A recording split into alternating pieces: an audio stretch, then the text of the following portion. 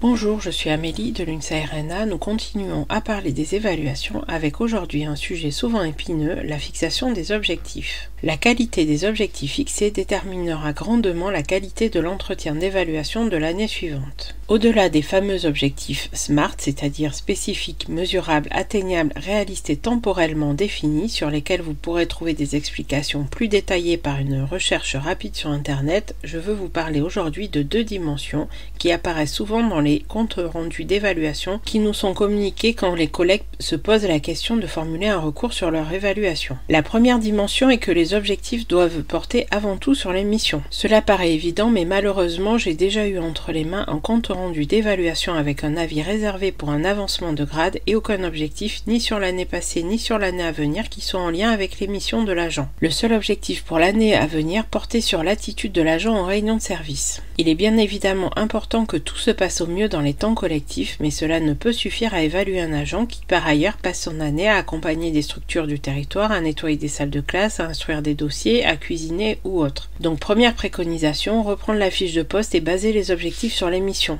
Les autres attentes plus liées au savoir-être peuvent bien sûr être discutées, mais en lien avec l'exercice des missions et en mesurant les responsabilités des uns, des unes et des autres. La seconde dimension à prendre en compte est la nécessité de prévoir des indicateurs de réussite. D'une part, si aucun indicateur n'est envisageable, c'est peut-être que l'objectif n'est pas mesurable et dans ce cas, il peut être intéressant de le réinterroger. D'autre part, fixer des indicateurs permet de lever des malentendus potentiels sur la façon dont l'évalué comme l'évaluateur ou l'évaluatrice envisage la mission. Par exemple, il va être évident pour l'un ou l'une que l'essentiel est de produire des repas à moindre prix, alors que pour l'autre, l'important est que les lycéens et les lycéennes viennent manger à la cantine plutôt qu'au tacos d'en face. Ou il va sembler évident pour l'un ou l'une des deux que l'important est de lancer des discussions avec beaucoup de territoires différents, alors que pour l'autre, l'essentiel est que les projets, même moins nombreux, aboutissent rapidement. Enfin, il peut sembler couler de source pour l'une ou l'autre que les données de traçabilité doivent être saisies dans un outil numérique, alors que l'autre considérera que se souvenir de ce qu'on a fait est suffisant. Dans tous les cas, les deux parties ont intérêt à sortir de l'entretien avec une feuille de route claire qui facilitera le travail de toute l'année et la prochaine évaluation.